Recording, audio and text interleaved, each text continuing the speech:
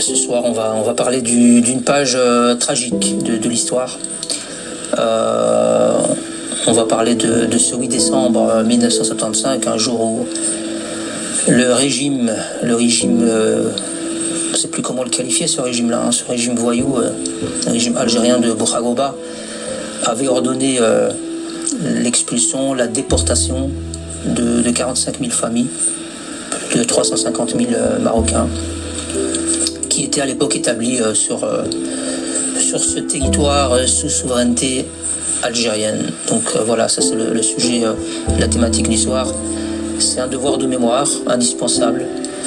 Et quand on parle parfois de marche noire, de cette date-là, de la marche verte aussi, puisque c'est lié, on va devoir en parler aussi. C'est parfois pas assez connu par beaucoup de nos compatriotes, sensibiliser, éveiller les consciences, je sais pas, traduisez cela comme vous voulez. Mais voilà, il faut qu'il y ait du déclic, il faut que ça bouge, il faut qu'il y ait quelque chose qui s'est créé en chacun d'entre nous. C'est le minimum qu'on puisse faire, c'est ce devoir de mémoire. Marhaba bik Khouya Jawak, merci, on a le premier intervenant. Marhaba bik. Salam alaikum, merci Khouya Brahim. Merci Khouti Luna. Wallah, j'ai les larmes aux yeux. Mais malish. D'abord, je tiens à te remercier, Khouya Brahim, au nom de tous les déportés marocains de l'Algérie, de cette page, de cette commémoration, de ce témoignage. Merci à toi. Depuis 1975, que j'attends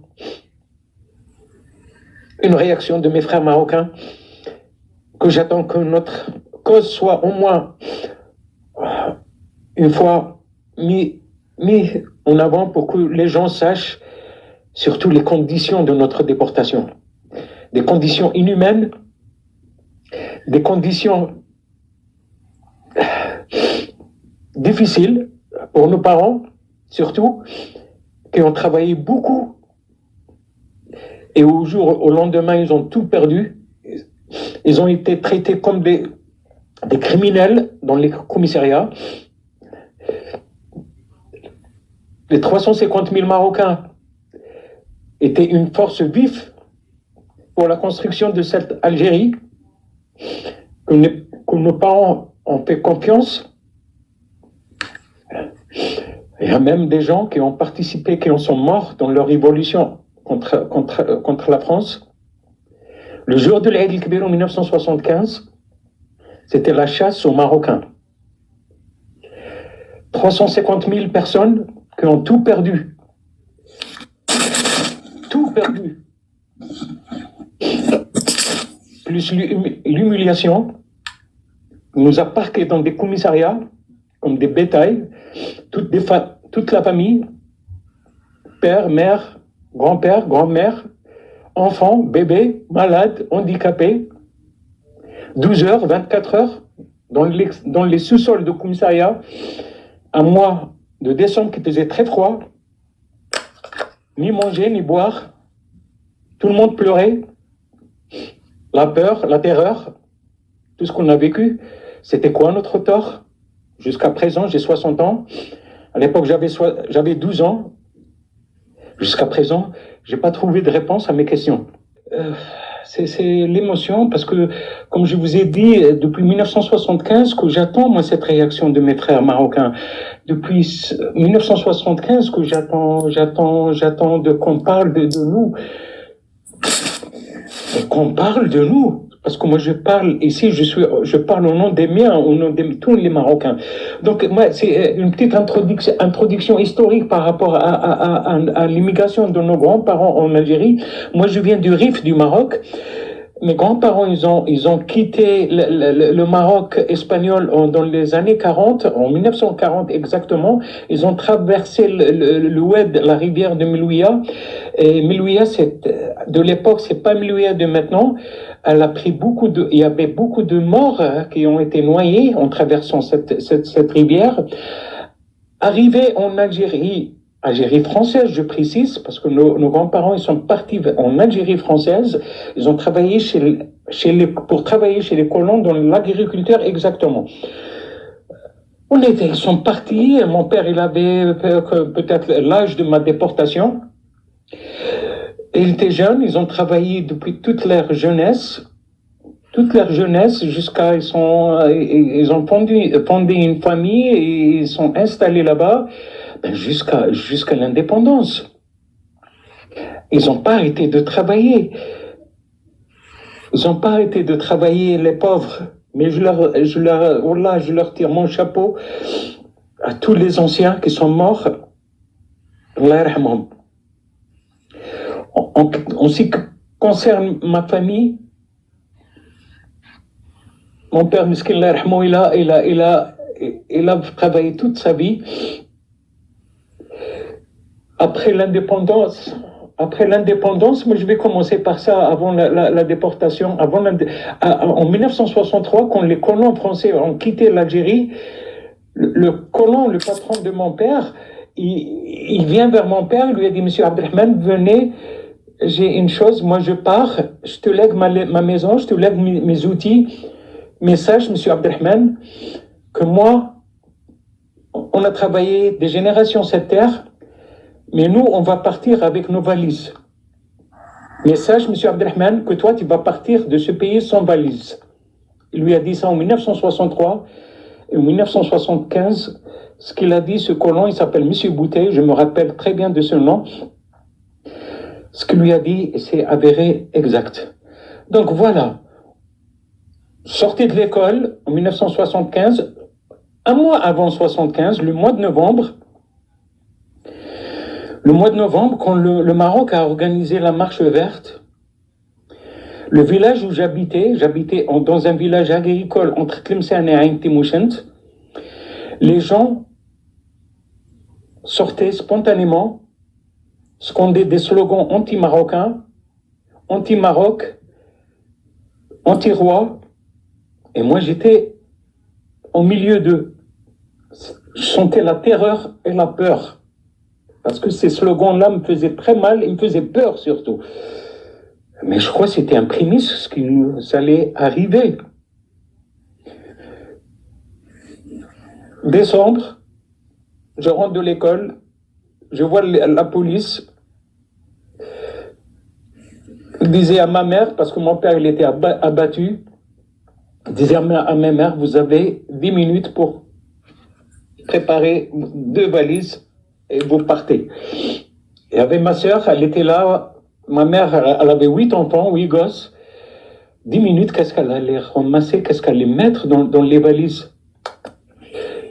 Heureusement qu'il y avait ma sœur, elle était encore jeune mariée, elle pleurait, et elle aidait ma mère à mettre les affaires dans les valises. On nous a pris dans une fourgonnette ou une stafette. On nous a mis on nous a apporté au commissariat de Tlemcen, au sous-sol, parquet. Il y avait des familles entières, des enfants, des femmes, des hommes, des personnes âgées, des malades, des bébés, des cris, des pleurs. Des images que je ne l'oublierai jamais. Jamais. On ne savait pas qu'est-ce qui nous allait arriver. La terreur. On est resté 12 heures, il y en a qui sont restés 24 heures. Ni boire, ni manger.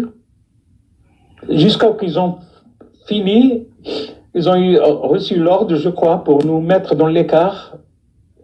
On nous a mis dans les autocars, comme des bétails. Vite, vite, vite, vite. Il y avait certains Algériens qui regardaient Tahia el-Jazair, Tahia el-Jazair. Et je me rappelle quand notre car, il a démarré,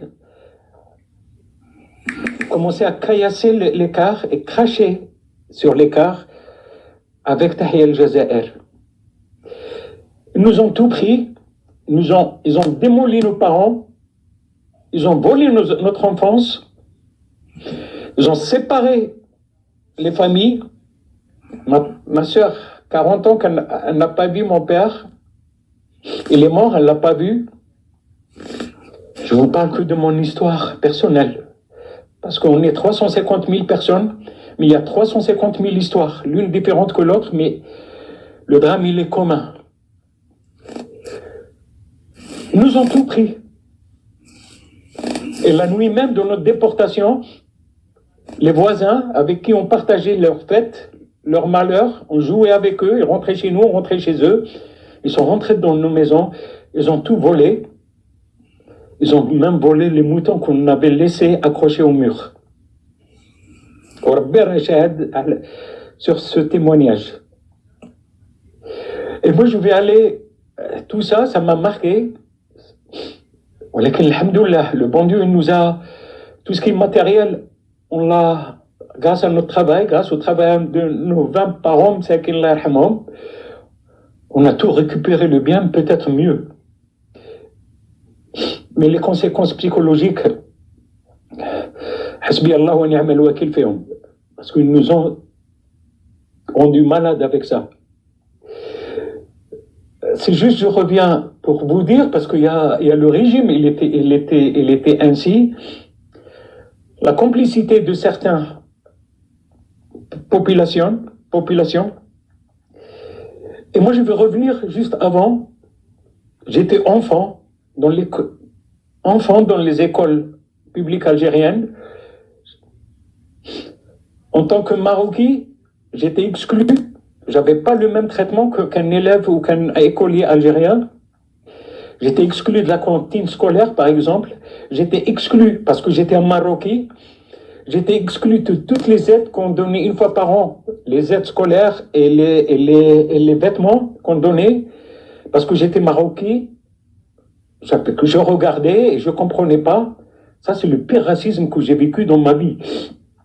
Mais la pire des choses qui m'était arrivée, elle est arrivée à tous les Marocains, ils vont vous le confirmer, c'est qu'ils nous avaient obligés à porter un nom qui n'avait rien à voir avec notre histoire, qui n'avait rien à voir avec nos parents, qui n'avait rien à voir avec nos origines.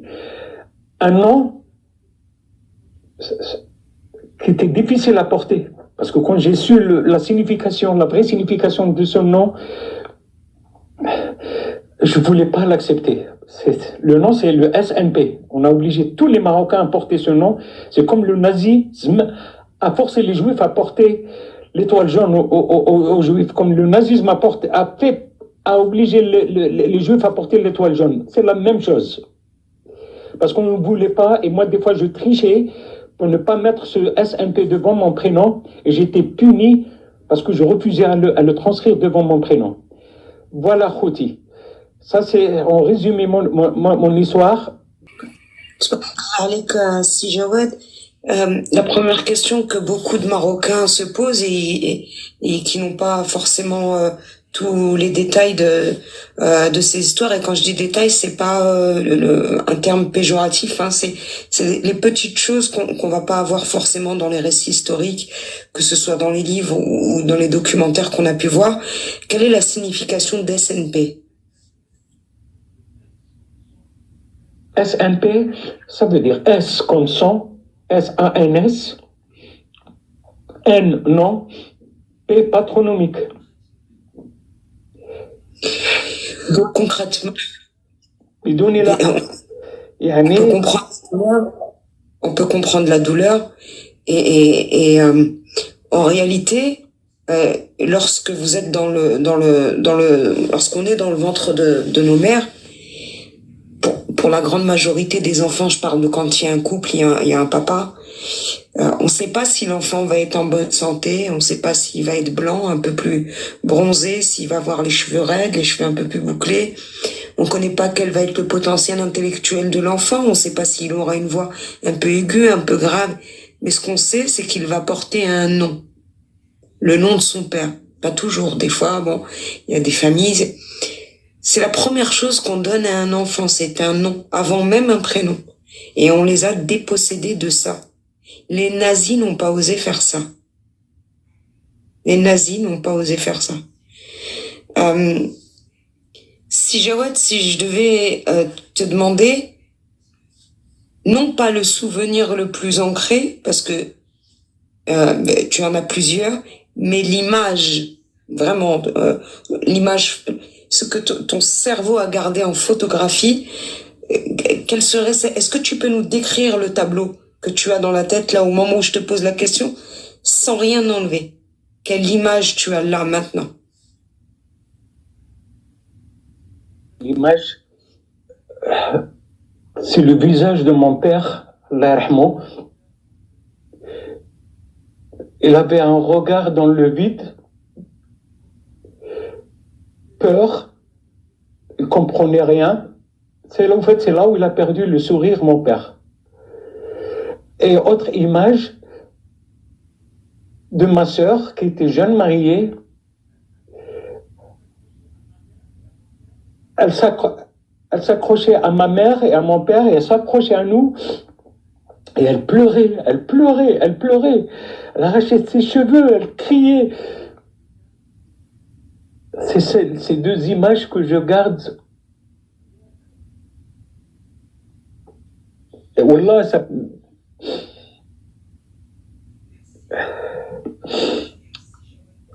Merci, merci Si Jawed. Tout le monde savait que vous étiez marocain. Avant un petit peu tout ça, quel était le contexte? Est-ce qu'il y avait quand même, avant ça, hein, une harmonie entre les Algériens et les Marocains? Est-ce qu'il y a toujours eu une certaine haine masquée par l'hypocrisie, ce que moi je crois, mais j'ai pas vécu ce que vous avez vécu. Et du coup, ce qu'a fait Bouharouba était comme une sorte de banalisation de cette haine. Finalement, il l'a rendue publique. Comment ça se passait? Est-ce que vous aviez vous aviez vos traditions?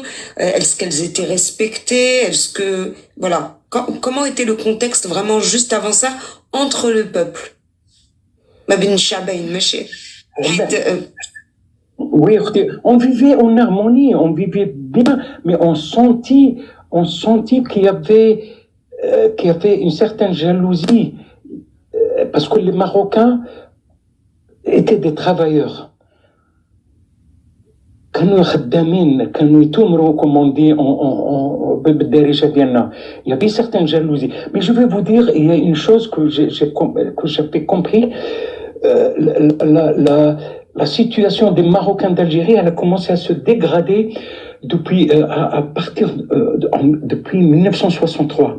Je vais vous dire, il y a beaucoup de Marocains qui ont senti ou qui ont senti que le vent allait mal tourner et qui ont quitté l'Algérie. Et mon père, Allah yarhamou, il a déménagé. Mon père, il était entrepreneur en Algérie. Il avait une entreprise de transport. Il a déménagé au moins une dizaine de familles entre 1964 et 1973. Et moi, j'ai assisté, une fois j'étais jeune, peut-être 5 ans, 6 ans, j'ai assisté à ce déménagement d'un Marocain de la région de Tlemcen vers Oujda, exactement à village Koulouch. Et ce monsieur-là, pendant qu'on est rentré au Maroc, il nous a invités chez lui. Il m'a dit, tu sais, quand ton père m'a déménagé, je l'ai prévenu, je lui ai dit, t'as rien à faire dans ce pays, rentre chez toi. Donc, pour revenir à ta question, on était bien. Il y avait certaines jalousies, il y avait certaines qui nous détestaient, on nous traitait de Maroc, mais on passait autre parce qu'en majorité, on vivait bien avec les Algériens, avec nos voisins. Comme j'ai dit dans mon témoignage, on partageait leur bonheur, leur malheur, on jouait ensemble, ils rentrait chez nous, on rentrait chez eux. Et on était bien. On était bien. C'est pour ça que je comprends pas. Mais la chose qui m'a marqué aussi, il n'y a aucun de ses voisins qui est venu nous voir pour nous dire quoi que ce soit. Même Bslama, même au revoir, non. Et ça m'a touché aussi. J'ai dit, c'est pas possible. C'est pas possible. Une dernière question, Jawak, pour toi, avant de passer à Sonia.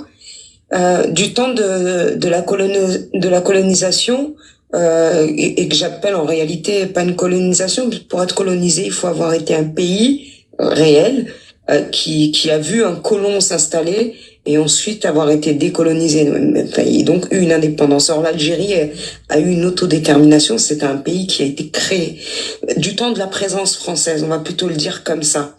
Est-ce que parce que tu nous as parlé tout à l'heure de le propriétaire terrien, le colon qui était propriétaire des territoires que ton père Saleh avait repris. Est-ce que le colon en général, hein, pas celui-là, avait une attitude différente vis-à-vis du Marocain et vis-à-vis de l'Algérien qui aurait pu nourrir un complexe chez l'Algérien? Est-ce que vous avez vu une différence de comportement des institutions françaises, des colons français, entre les Marocains et les Algériens? Oui, c'est juste pour te dire, Lubna, moi j'étais pas né, moi je suis né juste après, je suis né en 1963, donc une année après l'indépendance, mais par les dires de mon père, les Marocains, ils étaient mieux vus vis-à-vis des colons. Pour la simple raison, il y a une seule raison, hein, parce qu'ils étaient des travailleurs, les Marocains, la preuve, comme mon père, il n'a pas hérité les terres du colon. Il a hérité juste la maison et les outils de ce colon. Donc il lui a dit, je préfère te léguer ma maison et tout ce qu'il y a dans ma maison avec des papiers. Je préfère te léguer à toi qu'à un Algérien. Voilà, qu'est-ce qu'il m'a dit, mon père. Ça, c'est Shahada, c'est un témoignage de mon père qui me l'a dit à moi textuellement. Et je me rappelle très bien qu'on lui a dit, moi je pars, nous on part avec les valises et vous partez sans valise. Ça, cette phrase, je ne l'oublierai jamais. On va interroger Sonia.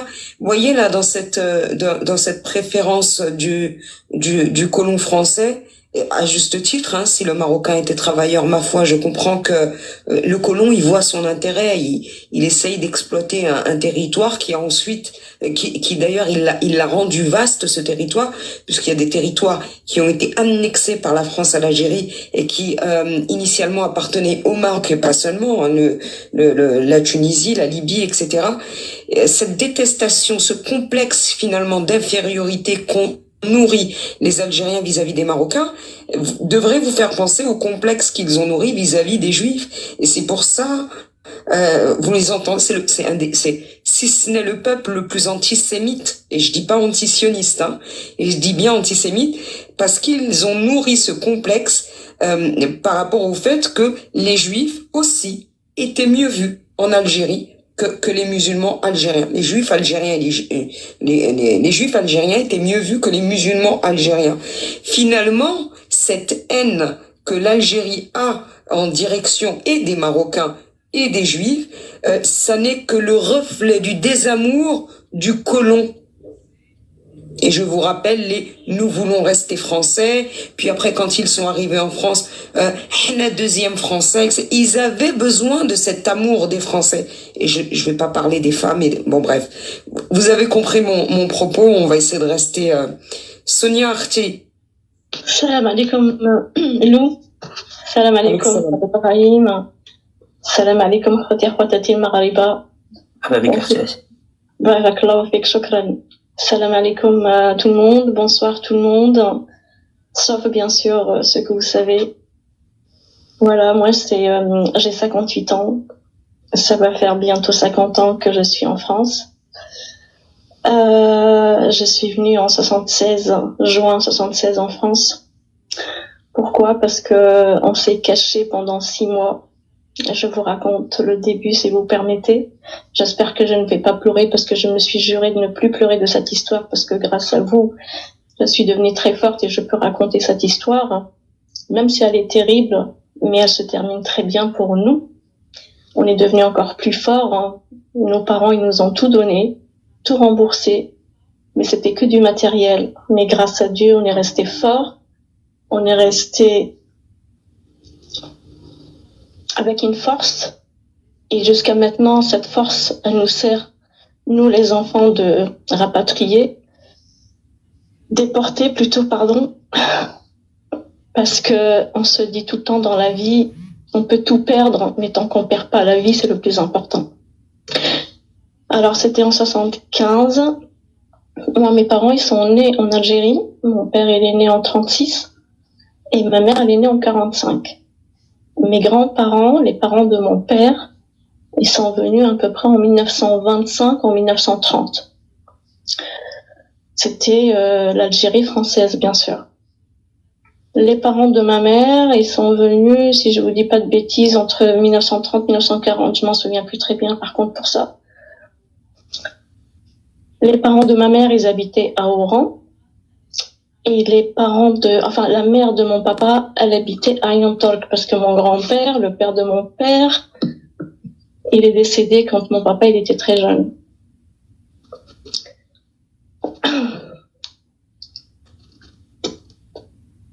« 75. Vous savez, c'est une blessure qui se guérira jamais à force d'en parler. Je me suis dit que j'allais être forte, mais Ya Rabbi, elle a un peu de force. Vous savez, il y a des histoires que vous pouvez oublier, mais il y en a d'autres qui sont marquées à vie.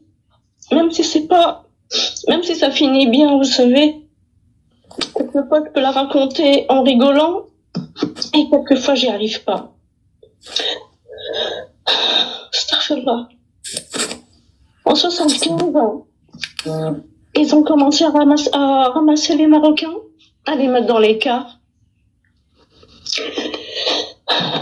Et ce jour-là, il y a une voisine qui vient voir ma mère. Comme par hasard, ce jour-là, pour l'Aïd, mon grand-père, le père de ma mère, normalement c'est lui qui tue le mouton. Mais Meskin, il était fatigué, il pouvait pas venir, il était un peu souffrant, du coup il est resté chez lui, à Oran. Et mon père, c'était un chef cuisinier à Oran. Mais mon papa, il a jamais tué le mouton, je vous dis sincèrement, c'est toujours mon grand-père qui s'en occupait. Parce que mon papa, il venait toujours le soir ou le lendemain. Et la voisine, elle vient voir ma mère en lui disant qu'ils sont en train de ramasser les Marocains. Il faut que tu partes. Alors, il y avait moi, j'avais 9 ans, ma sœur, 8 ans, et ma petite sœur, qui elle avait à peu près 12 mois. Ma mère, tellement qu'elle était en panique, qu'ils prennent ses parents. Elle a pris un taxi, elle est partie à Oran. Et ma sœur et moi, nous a laissé chez ma grand-mère, la mère de mon père, qui habitait juste à côté. Parce que mon oncle, parce qu'il est décédé depuis, il avait une pâtisserie et il avait une nationalité algérienne. Ma mère, elle pensait qu'on était en sécurité chez lui. Ma mère, quand elle est arrivée chez mon grand-père,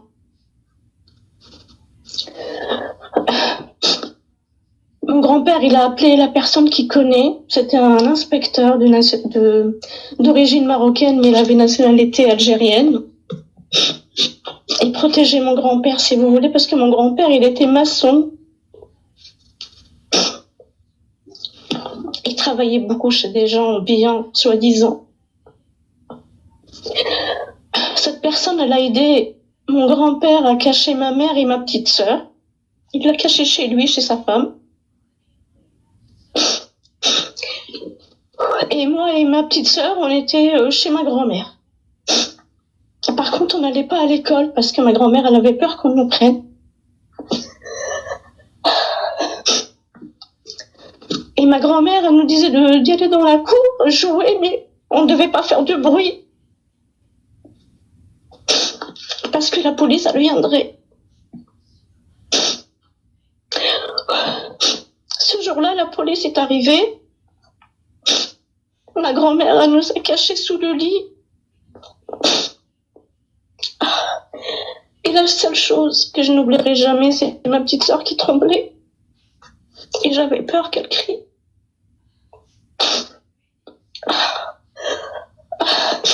Et je lui ai dit que si elle criait, la police, elle nous prendrait, on verrait plus papa et maman.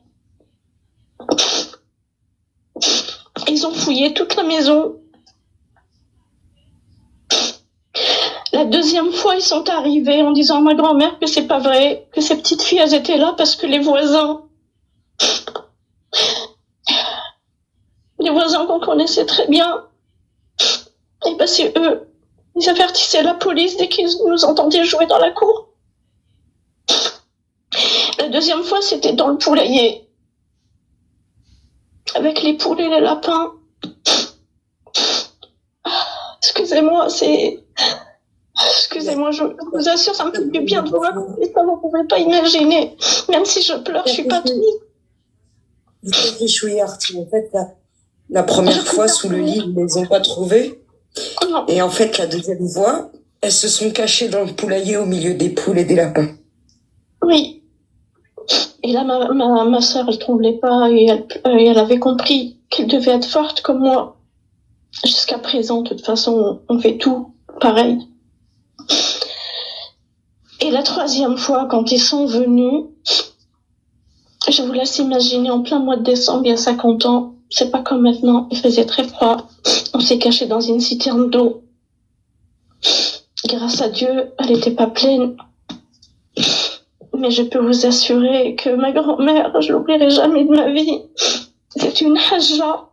Et elle a juré, au nom d'Allah, qu'on n'était pas là.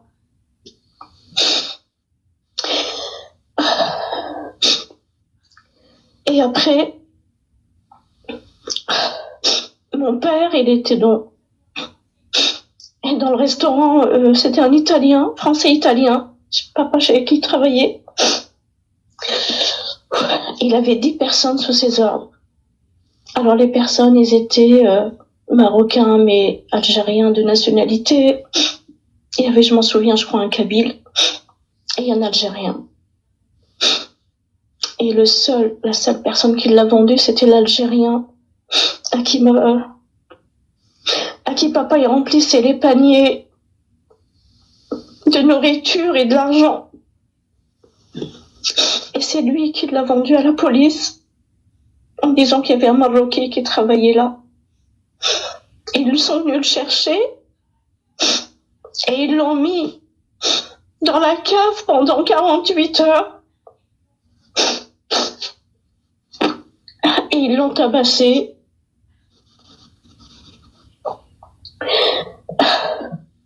Et quand il est venu chez ma grand-mère, il avait les yeux gonflés et la chemise blanche pleine de sang. Alors, cette image-là, je l'ai oubliée, je vous dis sincèrement.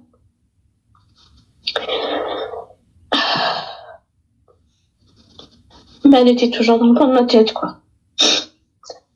Par la suite, ils ont commencé à ralentir, si vous voulez, à ne plus prendre autant de Marocains. Mon grand-père, il est sorti chercher le pain. Et ce jour-là, la police, elle l'a arrêté, elle l'a ramené en prison. Et pour ne pas frapper mon grand-père, ils ont ramené un jeune Marocain. Ils l'ont tabassé jusqu'à la mort à côté de lui. Alors je vous dis pas s'il est mort ou il est toujours vivant. Dieu m'en est témoin, je ne veux pas mentir, je ne sais pas. Mon grand-père, quand il est rentré, il a fait son sac, il a dit à ma grand-mère, je vais dans mon pays, même si je fais la manche. Malheureusement, dans la nuit, il est tombé malade. 5 jours après, il est décédé. On est resté cachés. Par la suite, ils ont arrêté de reprendre les Marocains. Mais mon grand-père, avant de mourir, il a fait promettre à ma mère de quitter ce pays parce qu'il viendra le jour où ils vont se bouffer l'un l'autre. Et le 26 juin 1976, on est venu en France grâce à l'aide du patron de mon père. Et d'ailleurs, c'est lui, je le remercierai jamais assez. D'ailleurs, il est décédé. Allah yarhamou. C'est lui qui a payé très très cher pour que mon père il sorte de prison. Voilà, c'est ça mon histoire et c'est ça dont je me souviens. Et je l'oublierai jamais de ma vie. Merci de m'avoir écouté et je suis désolée si j'étais un peu longue. مرحبا اختي اللايف ديالك. اختي سونيا, même question que pour Jawad. Là tout de suite, si je te dis l'image que tu as, mais vraiment au sens photographique du terme, décris-la moi. Décris-moi les couleurs, décris-moi les senteurs, l'image que tu gardes la plus ancrée en tête. Ma petite sœur qui tremble. On était habillés pareil parce que mon père, il nous avait ramené des petites robes, d'ailleurs que ma grand-mère, elle nous avait portées. Il nous avait commandé des petites robes de la France parce que mon papa, il connaissait beaucoup les Français qui venaient manger chez lui. Et elle était blanche avec des rayures rouges. Voilà de quoi je m'en souviens. Tu peux nous rappeler l'âge que vous aviez, ton âge et celui de ta petite sœur? J'avais 9 ans et ma sœur, elle avait 8 ans.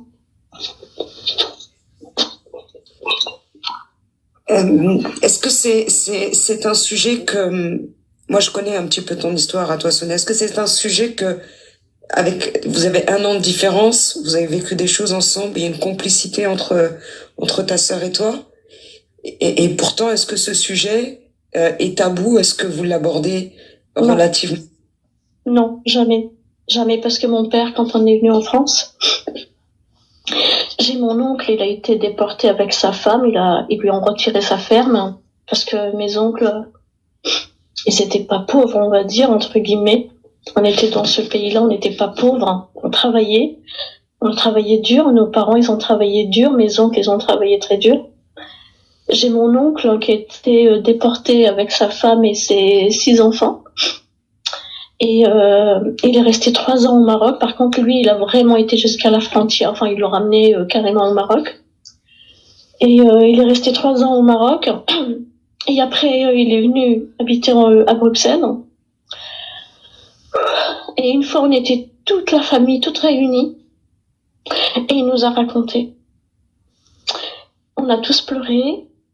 Mon père aussi. Et il a fait promettre à son frère de ne plus jamais en parler de cette histoire. Et à nous aussi. Ce qui fait que ça fait, on va dire, plus de 48 ans, on va dire. Et on va dire 45 ans tout cassé. On n'en parle plus jamais. Même si on voit des trucs, on n'en parle pas. Même mes frères ne connaissent pas l'histoire. Ils savent qu'on était déportés, mais on ne veut pas raconter. Ma sœur, ma petite sœur, avec elle, jamais elle veut pas en entendre parler parce que je voulais lui demander certaines choses parce que je vois et que j'arrive pas très bien à mettre mon puzzle en place. Elle veut pas en parler. Elle me dit, ne me parle pas de comment qu'elle les appelle, Ya Rabbi. Je sais plus, elle leur a donné un nom vraiment horrible, hein, je m'en souviens plus. Elle me dit, ne me parle pas d'eux parce que je veux même pas en entendre parler et je veux même pas savoir que ce pays existe. Voilà. Ce qui fait qu'on n'en parle jamais. C'est pas grave, Sonia, on comprend mieux. Certaines familles sont rentrées au Maroc et puis d'autres, c'est ton cas, sont allées en Europe. Ça ressemble un petit peu au parcours des Pieds Noirs. Pour les Pieds Noirs, c'est un peu dur la question que je vais te poser. Hein. T'es pas obligé de répondre. Pas grave, parce pour les Pieds Noirs, questions dures. Au contraire, avec tout ce qu'on a subi, il n'y a plus de questions dures pour moi. pour les Pieds Noirs, c'était la mort ou la valise. C'était ça le choix. Aux Marocains, quel choix leur a été donné, selon toi? Alors cette question, je peux te répondre parce que ma mère, elle a assisté quand elle avait, je sais plus quel âge, elle m'a raconté. Elle a vu un Français le pauvre se faire tuer par des Algériens parce qu'il n'a pas voulu quitter sa maison. J'ai dit à ma mère, mais pourquoi vous êtes restés là-bas? Vous les voyez que c'était des barbares? Elle m'a dit, on n'aurait jamais cru qu'ils allaient faire ça pour des musulmans. Nous, il n'y avait pas le choix. On te prend et on te met dans le bus. Tu veux pas avancer, on te donne un coup de ils avaient du fusil ou je ne sais pas ce qu'il avait, ce qu'ils avaient sur les bras, ils te frappaient avec. T'avais pas le choix. T'étais dans la rue, on te ramassait, on te mettait dans le bus. T'étais chez toi, ton mari il était pas là, on s'en fout. Tu rentres quand même, tu montes dans le bus. T'étais dans le chantier, comme par exemple mon oncle, Meskin, il était dans sa ferme, en train de travailler. Ils l'ont ramassé. Il arrêtait pas de supplier. Ma femme, ils m'ont dit, t'inquiète pas, مرتك وولادك المروكي غادي يجوك ما غاديش نخلو حتى الزريعة تاعك. Voilà ce qu'ils lui ont dit. الزريعة تاعك. Parce que حنا ولينا الزريعة. Voilà. Ils nous ont pas donné le choix. On avait, ils ont retiré tout. Par exemple, mon oncle, Allah yarhamou, ils lui ont retiré sa montre avec un crachat à la figure. Parce qu'il voulait pas retirer sa montre. Et ça, quand vous pensez que c'est des musulmans qui vont faire ça, vous vous dites, même si un chrétien il le fait, au moins, vous n'avez pas la même religion. Excusez-moi.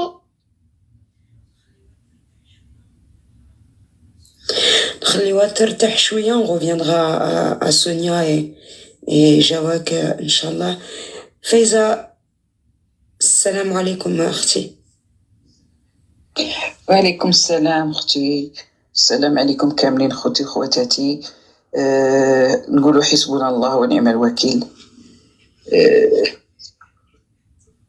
دازت علينا كحلة زحلة، الحمد لله نحمدوه ونشكروه، باسكو كاع داكشي اللي داز سيدي ربي عوضنا، ملكنا الحسن تاني عوضنا، ورحنا عايشين بخير وعلى خير.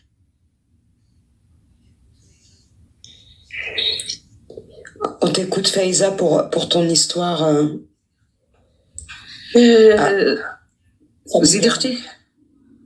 Ton histoire familiale, Faiza, on t'écoute. Ouais. Tu peux même la contextualiser avant, nous parler du voisinage, etc. فوالا اختي كيما قالوا الاخت انا غادي نهضر بالعربيه باسكو انا عندي اسبانيوليه مزيان، ما عنديش فرنساويه بزاف. دابري سكو قال خاي جواب وسونيا، داكشي اللي كاين في ديك لا بيريود كنا كي قلتي مع لي فوازان في الاول قبل ما يوقع هذا الشيء. عمر ما طحتنا في البال باش غادي يوقع لنا هذا البروبليم هذا، باسكو كانوا مع لي فوازان كنا يدخلوا عندنا ندخلوا عندهم، ما كانش شي حاجه نقولوا احنا تحسي شويه ديال الكره، مي ماشي بزاف فهمتي. حتى نهار اللي هضروا على المسيره الخضراء صافي من تما ولاو يديروا المظاهرات في الزنقه، وحنا غير نشوفوا المظاهرات تيجوا والدينا يديونا من ليكول يبلعوا على رواحنا ويديروا المظاهرات. ودخلوا يافي دي ماغازين ديال السواسه ديال صحاب السوس دايرين دي ماغازين تما، دخلوا عليهم هرسوا لهم داو لهم لي كاس فهمتي. كانوا يديروا المظاهرات ويهجموا على لي ماغازين تاع سواسه وتاع المغاربه، وشويه حتى بقاو يقولوا صافي راهم يقيسوا في المغاربه، راهم يرميو في المغاربه، راهم يجمعوا في المغاربه. نعقل عليها انايا مليح داك النهار كنت في ليكول وبا كان خدام في واحد البريسينغ، ومنين جاو للدار واحد لافازين هي اللي جات داتني من ليكول. منين جات داتني من ليكول انا من تما بيا الكارطاب تاعي جا معايا، جبتو معايا من تما داونا الكوميساريا. منين داونا الكوميساريا مون بير ايتي كوني في الكارتي معروف، باسكو كان خدام في البريسينغ او ميم طون كان بانتر. الوغ الكوميسار نتاع الكوميساريا 3 ارونديسمون قال له زعما هاك صويرتك ونتايا حنا ما عمرك كنا نعرفوك باللي مغربي، زعما ما كانش تبان عليك مغربي، باسكو الكوميساريه ما عندها ما تدي فينا ولا تدرد، باسكو حنايا محسوبين على الكونسولا. الوغ قال له هاك صويرت وولي، قال له بلا ما نوليش، فين راكم داين كاع خوتي، هاد الخوتي وخواتاتي راهم هنا يبكوا يتباكاو، فين ما مشاو هما نمشي معاهم ما نوليش. وما باش وجابونا عريانين حفيانين، ني كسوه ني والو، اللي راكي لابسه فوق كسوتك ما كاينش شي حاجه زايده. الوغ عطاونا قال لك واحد فيكم يمشي للدار يجيب غير شي حاجه ديال الكسوه، تما عطانا المفتاح. خيانه.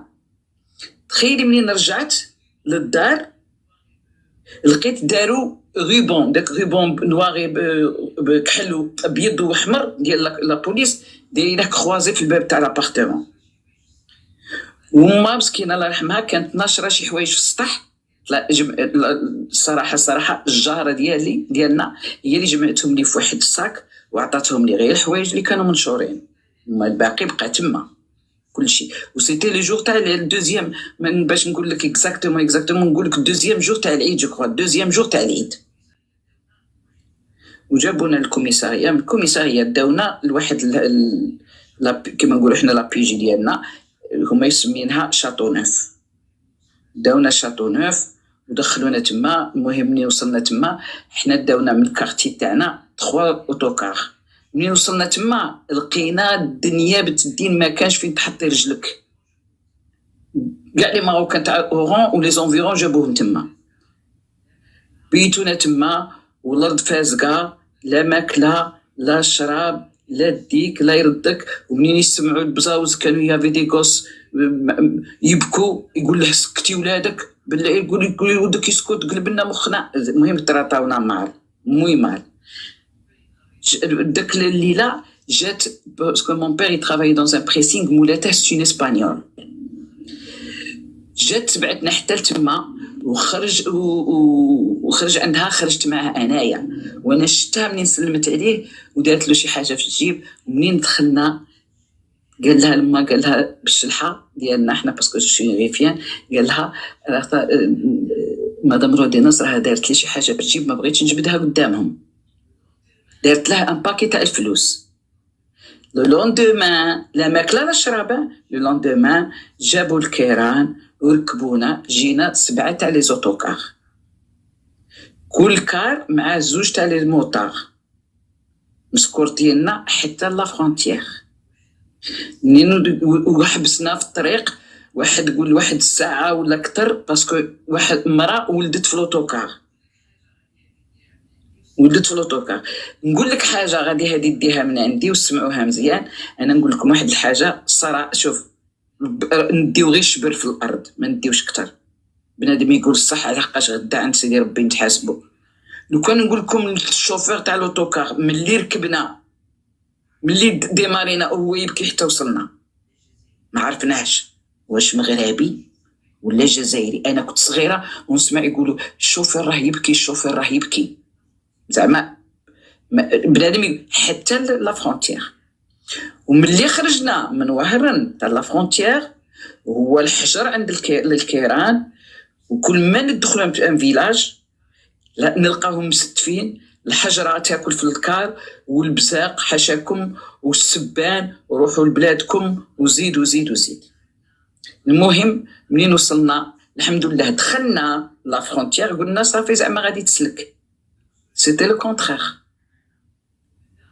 دوك 2 دورو اللي جبنا معانا ولا هذاك الدهيب اللي جابت مامير معاها قلعوهم لها وعطاهم لي غوسي. لو غوسي راه مازال عندنا في الدار.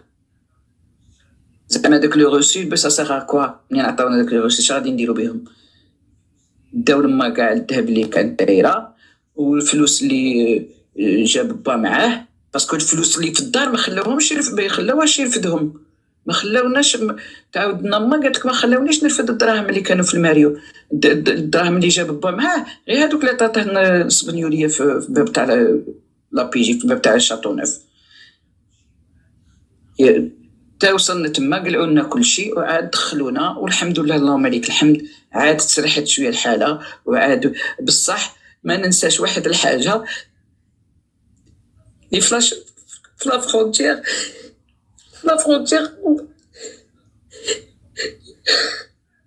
هاد البوليسي ضربوا با طيحوا دفعوا طيحوا. هذيك اللي شويه هذيك اللي قصتنا بزاف دفعوا جابوا على فمو. وبانا ماشي صغير با زيدو 1914.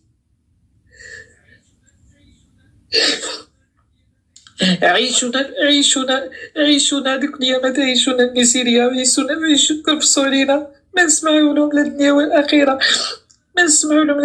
الآخرة، اللي قال اخويا جوا راني عشت انا وياه. أنا عشت أنا وياه في الناظور، تعاشرنا جميع وعشنا جميع. واللي اللي حكى هو أنا ما نزيد لكم عليه غير صلاة النبي، وما نزيد نقول لكم حتى حاجة خوتي كرزيات بالله.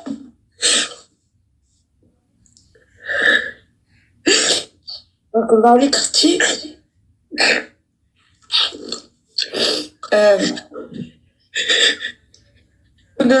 كنت دابا انتي خدامه في السياسه في لا بوليتيك.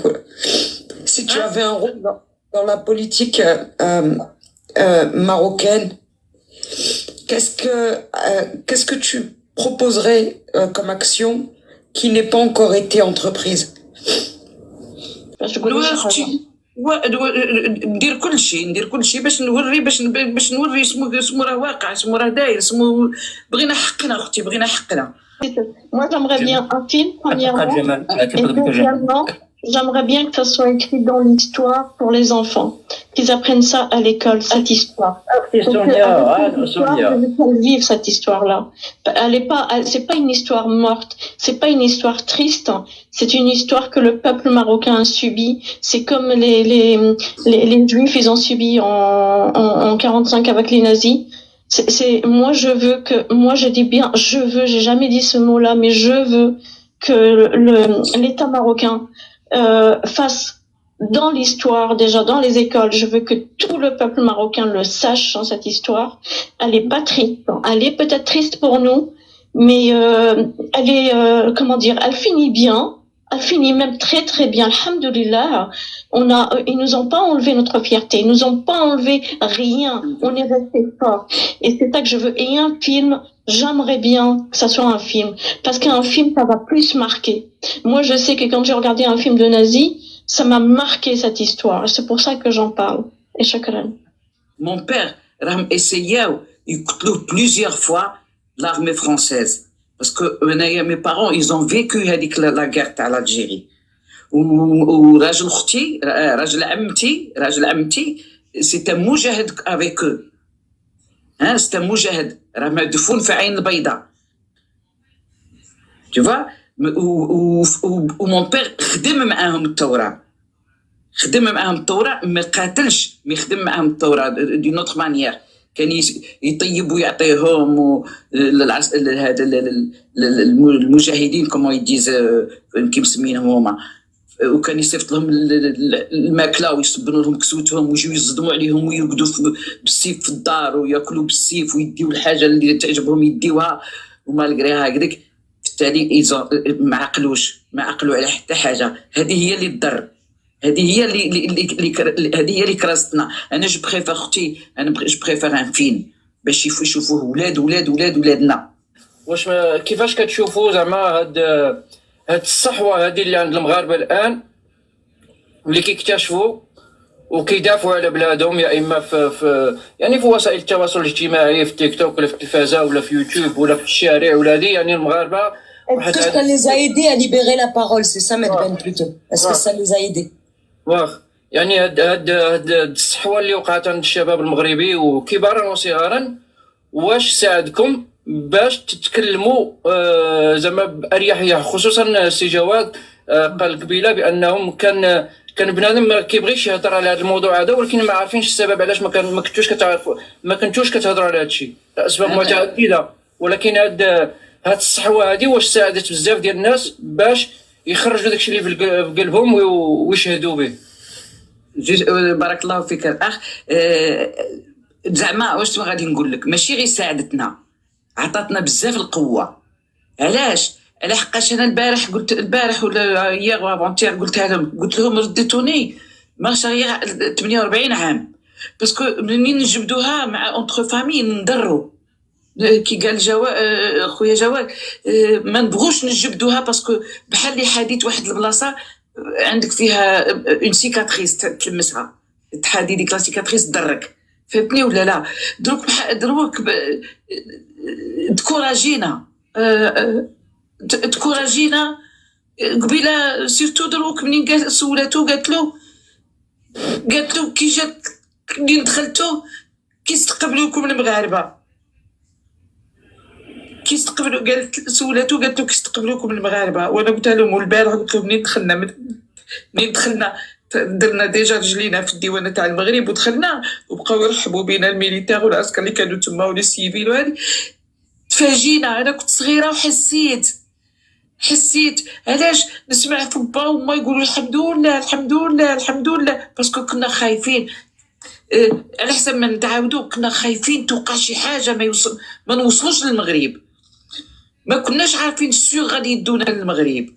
فهمتني ولا لا؟ ما كناش عارفين حقاش كانت تهديدات من قبل، غادي يديروا لكم، غادي ينقصوكم في البحر، غادي المغرب غادي تدخلوا، غادي يكرفسوكم باطاتي. المهم حنايا انا نقول لك واحد الحاجه اقسم لك من نعقل عليها مليح مليح مليح. منين داونا الجامعه الخيريه في وجده ما نقولكش وجده هجمت، وجده كامله هجمت، كل واحد واش تجايب. اون بليس تزدونا السعيديه سيتي لا ميم شوز. ابخي من السعيديه ولاو يفرقوا فينا، جابونا للناظور فين كنا في الشباب والرياضه انا لا اغجواك ثاني الناظور كاع جا عندنا، وكاع المعاونات وكاع كل شيء، لي كاميون تاع لي كوفرتور يدخلوا من المخزن. وي فايزة, moi j'ai lu dans des témoignages que ملي كانوا كيعمروا لكم الراس ديالكم كيقولوا لكم غتمشيو للمغرب. غادي يكرفسوكم. Oui, il y avait aussi des Marocains qui posaient des questions, ils disaient Alèche, pourquoi vous nous emmenez, pourquoi vous allez devoir, c'est à cause de votre roi, c'est à cause de Hassan Tani, c'est à cause de votre roi. Est-ce qu'il n'y avait pas une intention de la part des pouvoirs algériens que ces Marocains qui sont déportés, expulsés, se soulèvent? Parce que j'ai lu dans certains témoignages, dans certaines analyses, que l'objectif recherché de Boukhaghoba par rapport au Sahara marocain, il disait que si jamais il y a un soulèvement de toute cette masse-là, que le Maroc ne pourra pas gérer, d'après Boukhaghoba, le Maroc n'allait pas pouvoir gérer tout ce flux, et qu'il y allait y avoir un soulèvement, et que du coup, ça allait créer une déstabilisation dans le pays, et qu'il fallait peut-être remonter les troupes marocaines qui étaient situées au sud vers le nord, et que du coup le Maroc allait peut-être retirer un pied du Sahara. Pour revenir à la question juste après un petit peu, Roya Ibrahim, si tu le permets avec l'OMNA, s'il te plaît. Ok. Oui, bien sûr. Ouais, juste après, voilà. Salam alaikum, l'ikhwan kamlin. Je vais peut-être pleurer plus que vous, moi, malgré que j'ai pas vécu ça, wallah. Yalla, tfadal. Alhamdulillah. أعوذ بالله من الشيطان الرجيم. بسم الله الرحمن الرحيم. الحمد لله رب العالمين الرحمن الرحيم مالك يوم الدين إياك نعبد وإياك نستعين اهدنا الصراط المستقيم صراط الذين أنعمت عليهم غير المغضوب عليهم ولا الضالين. بديت بهاد الصورة هادي ترحما على كاع الناس اللي ماتوا لا في الجزائر لا في المغرب فقط لأنهم مغاربة. عبد الله الشطري.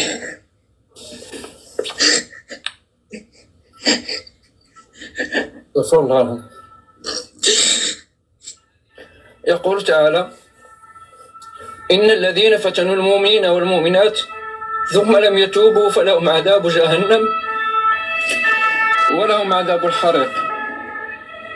كذلك يقول الله سبحانه وتعالى دابا غندوزو أعوذ بالله من الشيطان الرجيم. استغفر الله. إذا زلزلت الأرض زلزالها وأخرجت الأرض أثقالها وقال الإنسان ما لها يومئذ تحدث أخبارها بأن ربك أوحى لها يومئذ يصدر الناس أشتاتا ليرى أعمالهم فمن يعمل مثقال ذرة خيرا يره ومن يعمل مثقال ذرة شرا يره. هذا دعاء المظلوم. يا رب انصر الحق وأقر العدل وجرعهم من نفس كأس الظلم الذي جرعونا منه. اللهم اخذلهم خذلانا مبينا. اللهم إنا نشكو إليك وحدك وأنك القادر على كل ظالم وكل من ساهم في هذا الظلم والفساد والطغيان. يا رب إني أحب العفو لأنك تحب العفو، فإن كان في قضائك النافذ وقدرتك الماضية أن ينيب أو يتوب أو يرجع عن ظلمي أو يكف مكروهه عني. اللهم صل على محمد وعلى آل محمد كما صليت على إبراهيم وعلى آل إبراهيم وبارك على محمد وعلى آل محمد كما باركت على إبراهيم وعلى آل إبراهيم في العالمين إنك حميد مجيد. يعني استغفر الله العظيم، نتوما كتحكيو وحنا كنعيشوا بحال عشنا معاكم. استغفر الله العظيم. يعني وهاد نقول لكم انا في عمري تقريبا 47 سنه وما عرفت بهاد القضيه هادي حتى كانت عمري تقريبا 24 او 25 سنه. ونهار اللي علمتها يعني كنت باغي واش نكمل بالعربيه يمكن ياك حسن ولا بالفرنسي؟ كيف براحتك اخويا براحتك. يعني قلنا ربما كانت سياسه، ربما كانت استراتيجيه، ربما كانت خطا، ربما يعني بزاف د المغاربه ما عرفوش. و350 ألف ماشي رقم بسيط. نتوما عشتوا هذه مدة 48 سنة وحاملين في قلبكم لا لشيء إلا لأنكم مغاربة. لذلك أنا غنوجه واحد الرسالة للمغاربة اللي ما عاشوش هادشي ولا اللي ما عرفوش ولا il vient d'apprendre de l'histoire et écouter les témoignages et ainsi de suite. خاصهم يتعلموها ويعلموها لولادهم. Il faut apprendre ça à nos enfants. Il faut même mettre des statues à la frontière pour marquer l'histoire, pour montrer aux gens qu'un certain jour ça s'est passé. Il y avait ça. يعني ما يبقاش المغربي يتيق في الجزائري كيف ما كان شأنه. إلا جانا بالسلم والسلام مرحبا بك، ولكن تبقى في التقار. ما نعرفش واحد النهار كيفاش تولي. إذن il faut marquer l'Algérien comme Algérien. سمعنا لي اس ان بي، سمعنا يعني حتى السي جمال تبارك الله عليه شفت الشهاده ديالو في يوتيوب هذه مده طويله، ويعني بزاف الناس سمعنا لهم وشفنا توغلنا شويه في الحقائق. يعني والرد المغربي رد الملوك دائما كان تبارك الله عليه في المستوى. نقدروا نتفقوا ملي كنكونوا غضبانين، نقدروا ما نتفقوش ملي نكونوا غضبانين، نقدروا نتفقوا كذلك في حاله يرجع لينا العقل. ولكن هادشي اللي عشتوه ما خصوش يتنسى، ما خصش اي مغربي ما يجهلو. On n'a pas le devoir, on n'a pas le droit d'ignorer ou d'oublier. علاش؟ باسكو هاد الناس هادو ils ont vécu ça juste parce qu'ils sont marocains. حيت لانهم مغاربه هادشي وقع لهم على اسم المغرب. دونك هادشي ما كانش هما موجه لهم شخصيا هما كسونيا ولا كجواد ولا ils étaient pas ciblés par personne mais ils étaient ciblés par c'est le Maroc en soi qui était ciblé, la nation marocaine, l'histoire du Maroc, l'identité du Maroc qui était ciblée. Après si tu veux Brahim, je réponds à la question que tu as posée, j'en ai de quoi dire. Donc خوتي sachez que اللي عشتو راه حنا عايشين معاكم تو ماروكان اللي غيعرف بلي هادشي il va partager la douleur et la douleur elle est énorme. moi شويني peut-être شويني تولدت في العام اللي طردوكم فيه et malgré que واخا زعما عندي العائله بزاف في العسكر وكنمشيو نحاربوا في الصحراء ويجيو وكذا هادي، ولكن هاد القصه ما كناش نسمعوا بها. داكشي كنقول لكم ما عرفنا واش خطا استراتيجي ولا سياسة كانت متبعة. مي الحمد لله الآن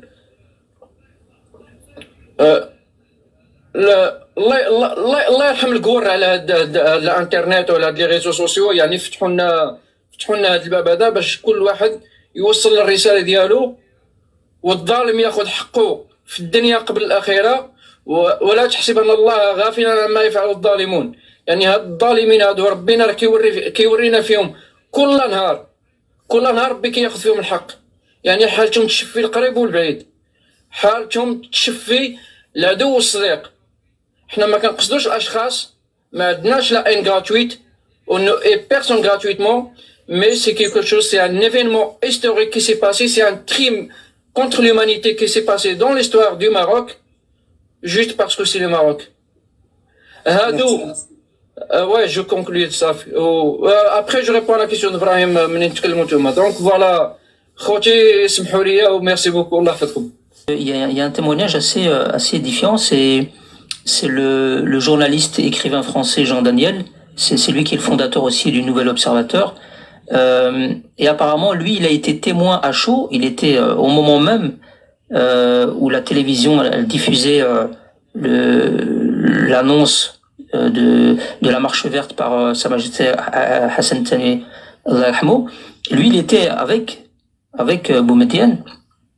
Je vous ai parlé tout à l'heure du discours historique après la décision de la Cour internationale de justice. Au même moment où il y a la diffusion, Jean Daniel, qui était au passage à Alger, il est reçu par Boumedienne et il raconte en fait dans les détails, vous pouvez lire le témoignage, il raconte dans les détails cet épisode et il décrit en fait comment il décrit cette ingérence algérienne dans l'affaire du Sahara à travers la réaction justement de Boumedienne. Alors je vous le lis, je vous le cite. Sans préavis, j'ai obtenu soudain ce jour-là une interview du président Boumedienne. De longue date, j'entretenais avec lui les meilleures relations. Avec moi, il ne faisait pas mine de ne pas parler arabe. Il s'exprimait sans embarras dans un français très correct. D'emblée, nous avons parlé de la marche verte annoncée quelques heures plus tôt. Il ne cachait pas sa colère sans l'extérioriser brutalement. Il restait très maître de lui jusqu'à ce qu'à l'écran apparaissent les images du roi Hassan II prononçant un discours. Là, le visage de Boumedienne s'est métamorphosé. Un mélange de sourire nerveux et de fureur crispait son visage. Il s'est levé de son fauteuil, il s'est mis à sautiller de façon étrange, un peu hystérique. Je ne saurais dire s'il sautait de joie ou de colère, mais je le revois très bien. Il a bondi à plusieurs reprises, il trépignait, comme s'il avait perdu le contrôle de son personnage. Les insultes contre Hassan II pleuvaient. J'étais stupéfait. Jamais je n'avais vu un chef d'État dans cet état. Ça n'était qu'un torrent d'invectives à un niveau insoutenable de grossièreté, d'obscénité, de vulgarité. Sans transition, ont suivi les menaces. Hassan II ne l'emportera pas au paradis.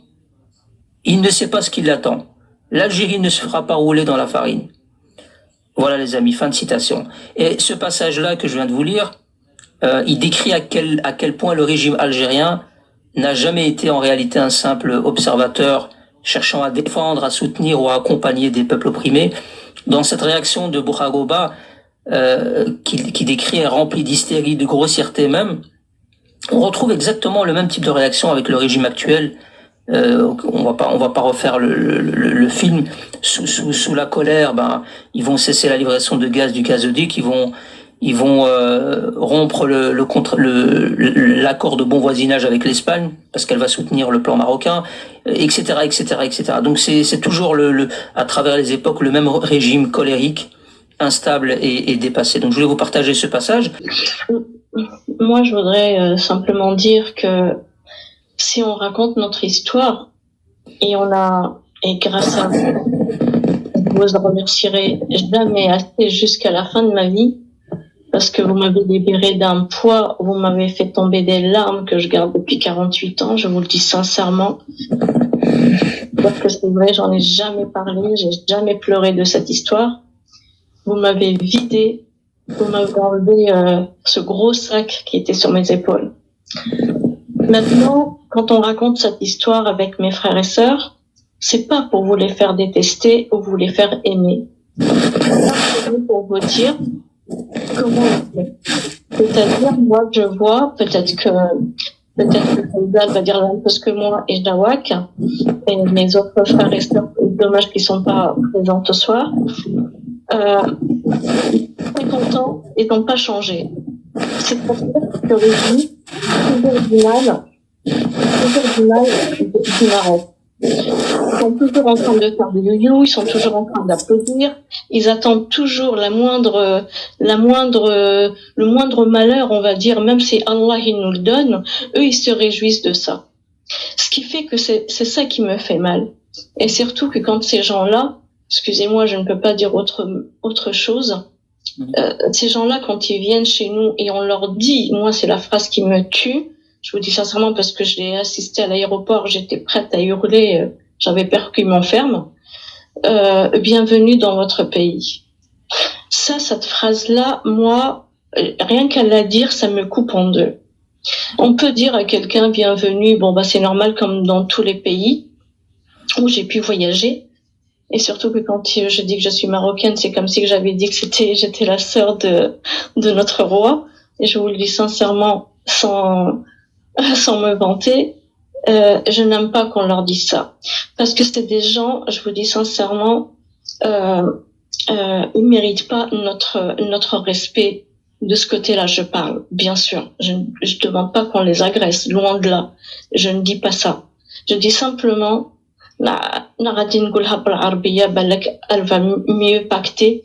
عطيناهم الشان اللي ما يسووش عطيناهم هذاك بحال proverbe français dit on a donné de la confiture au cochon حشاكم عطيناهم الconfiture الحلالي في حشاكم. Et c'est ça qui me tue, moi. C'est ça qui me fait très mal. Parce que moi, quand on est parti dans notre maison pour récupérer nos affaires, on n'a trouvé plus rien. Non seulement ils ont tout pris, mais ils ont cassé. Et c'est cette image-là que je n'accepte pas. Vous pouvez prendre, mais pourquoi casser? D'accord? Et c'est ça qui me fait mal. Maintenant qu'ils viennent chez nous, dans notre pays, dans mon pays, à moi, et qu'ils achètent des appartements ou des maisons, et qu'ils disent qu'ils sont chez eux, on peut rien faire. Eh bien non, c'est Allah qui décide, c'est pas toi qui décides. Et c'est ça que je n'aime pas. Je ne veux pas qu'ils se prennent pour des rois alors qu'ils sont pas des rois, ils sont rien. Ils resteront à mes yeux rien. Parce qu'ils ne méritent pas notre respect. Parce qu'ils ne nous respectent pas. Ils ont tué mes frères au Saïdia. Ils ont été joyeux le jour du tremblement de terre. Ils ont brûlé mon drapeau. Ils nous ont traités de singes. Ils ont traité mon roi. Et c'est ces gens-là que je leur donne le respect. Je suis désolée, non. Parce que moi, ça fait 50 ans que je suis en France. D'accord? On est à 7 frères et sœurs. Alhamdoulilah, mon père, il nous a donné une éducation et un métier. Et on n'a jamais fait quoi que ce soit. Je respecte toujours la France. Et je dis toujours que le Maroc, bah, vous voyez, c'est mon sang. Et la France, c'est mon cœur. Parce que je le respecte, ce pays-là. Et quand on est rentré avec une valise, ils nous ont donné un logement. Mon père, il a eu son boulot dans le restaurant. Mais là, il n'a pas voulu continuer après. Ils nous ont respectés. Ils nous ont donné de l'argent. Et pourtant, ils sont pas musulmans. Alors ne me dites pas que je dois respecter ce peuple. Parce qu'à mes yeux, ils n'auront jamais mon respect. Voilà ce que j'ai à vous dire. Et merci de m'avoir écouté. Et désolée si j'étais un peu longue, mais c'est pas moi qui parle, c'est mon cœur qui parle. Merci à vous tous. قلت خواتاتي انايا غادي نقول كلمه وحده ولا اون فراز ولا كما بغيتو تفهموها ونهود ونخلي بلاصتي لشي حد اخر. رفدوا معايا يديكم وقولوا الحمد لله الحمد لله الحمد لله. كنقولها tous les jours. بلادنا وعايشين والحسن الثاني الله يرحمه ويوسع عليه ما خصنا من حتى حاجه. قلتها لكم ديك المره وشي جواد كيعرفها. عشنا شويه في القياطن وكانت تجينا الماكله وجينا كل الخير وكنا عايشين والحمد لله. وانا قلتها لكم ديك المره عطاني الحسن الثاني الله يرحمه ويحط له عظيمه في الجنه. عطاني الدار وعطى ماشي غير ليا كاع لي غفولي دالجيري اللي كانوا في الشباب والرياضه عطاوهم الديور. اللي خرج قبل خرج واللي ما خرجش عطاه. انا عطاني الدار وراني عايشه والحمد لله. الله ملك الحمد والحمد لله والله ملك الحمد وحسبي الله ونعم الوكيل فيهم. حسبنا الله ونعم الوكيل. On a eu la marche verte, on a eu la marche noire, et puis il y a aussi des marches grises. J'ai appelé ça des marches grises parce que c'est pas aussi grave que des marches noires, mais ça arrive un peu trop souvent. Smara, nos frères à la frontière, puis il y a des drames aussi. Je vais vous raconter une histoire. Je peux, Brahim, 3 minutes? راحتك tu es sur ton live. تفضل. C'est un homme qui a grandi en France, dans un quartier où il y a des Algériens, des Marocains, où tout se passait relativement correctement. Et à l'époque, on envoyait souvent les jeunes, même quand ils étaient doués, dans des voies de garage, y compris les Marocains. Et cette personne-là, elle s'est battue et Elle a quand même, malgré la voie de garage, elle a ouvert une société, elle s'en sortait bien, elle avait des employés, elle s'en sortait bien. Puis c'était une société dans le bâtiment et avec l'amiante et avec la peinture, elle a eu le cancer, elle est devenue handicapée. Cet homme est devenu handicapé. Et cet homme, il était marié, il a eu des enfants et avec moins de revenus, bah, il a pas pu acheter un pavillon, il vivait en HLM avec ses enfants. Tout se passait bien avec sa femme. Sa femme, quand elle a vu que cet homme, il avait plus les mêmes revenus qu'avant, Berkania, tbarkallah alayha, elle a relevé ses manches, elle s'est mise à faire du msemen, du pain, et elle vend dans les boucheries, le brer, et ils ont tellement aimé les gens, ce qu'elle faisait, qu'ils ont commencé à en commander plus. Et puis, elle arrivait à dégager un très bon salaire. Et elle a acheté un petit terrain à Berkane et elle partait en vacances avec son mari. Et puis, un jour, ils ont leur voisin d'en face, sur le palier, qui a déménagé. Une voisine est arrivée et puis cette femme, qui faisait du béré, du msemen, etc., elle a décidé de l'accueillir comme les Marocains accueillent. Elle a été au Jetliha, le msemen, au Jetliha, etc. Et puis, ou là, au Sahabat. Mais chez Sahabat, dial bsah, ولكن يتسالموا quand ils se croisent. Et un jour, elle lui a dit, écoute, je sais que ton mari est malade, mais avant, il travaillait dans le bâtiment, j'ai un problème de plomberie, est-ce qu'il peut venir régler mon problème? Et que le mari a dit, oui, qui était dans le salon. Et elle lui a dit, va régler le problème. Et il a été. Puis elle l'a appelé pour une autre chose, et il a été. Puis au fur et à mesure où elle l'appelait pour des choses, elle était de plus en plus dénudée. Et puis lui, il l'a rejeté parce qu'il aimait sa femme. Et peu de temps après, cette femme, elle est sortie avec le président des HLM de cette ville-là. Et à la famille de ce monsieur et cette femme qui faisait le bré, le msemen. Les enfants sont bruyants et ceci et cela, etc. Et ça l'a encore plus affaibli dans son cancer. Et il s'est battu au niveau de la justice. Moi, j'ai fait ce que j'ai pu faire. Puis un jour, ils l'ont convoqué au niveau des HLM et ils lui ont dit on va finir par entamer une procédure d'expulsion. Mais comment? J'ai 4 enfants. Un de mes enfants rentre à l'université, première année de médecine. L'autre, voilà, j'ai un petit de 8 ans. Comment vous allez m'expulser? Je paye mon loyer, toujours. Qu'est-ce qui se passe?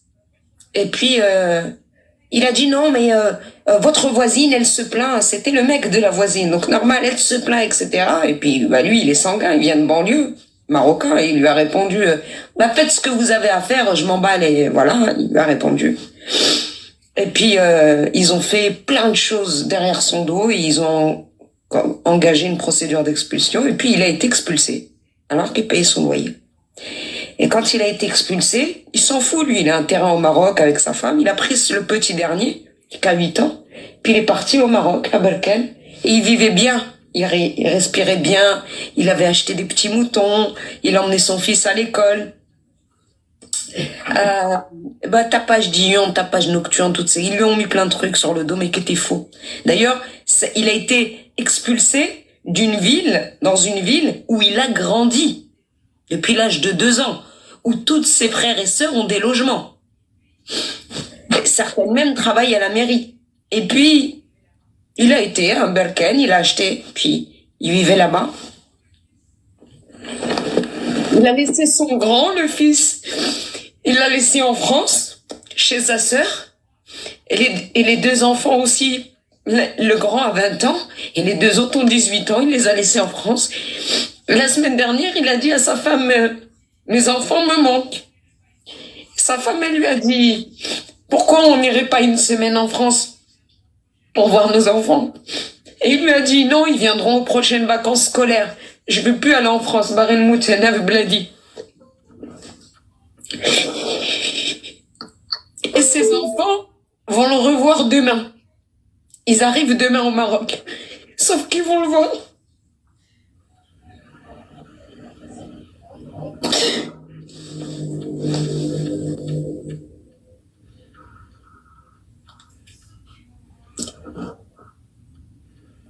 sauf qu'ils vont le voir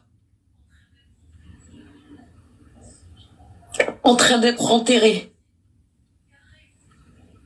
à cause d'une voisine. Quand Raimout, l'Amar Biadillah, il allait mourir. Mais s'il n'y avait pas eu toute cette procédure, à cause d'une femme qui avait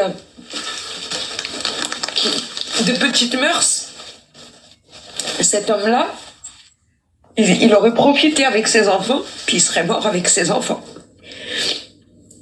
Et bien il se trouve que cette femme, c'est une Karoulia. Et c'est ça, quand je vous dis, il y a des marches grises. On a une sœur ici que je connais qui est dans les commentaires. Pareil, elle a failli être virée de son travail après 14 ans dans une grosse boîte, des responsabilités pour 2 calroliettes qui étaient jalouses d'elle et qui lui ont collé de la calomnie au travail. Des histoires comme ça, il y en a tous les jours. Les Marocains et les Marocaines, restez forts. Et on vous aime très très fort. Merci de nous avoir écoutés. Merci de nous avoir donné ce courage, même si on est courageux, même si on est fort. Mais avec vous, on est devenu encore plus fort. Vous avez séché nos larmes. Que Allah, Inch'Allah, il vous donne ce que vous souhaitez dans votre cœur. Je vous aime et je ne vous oublierai jamais de ma vie. C'est Ibrahim.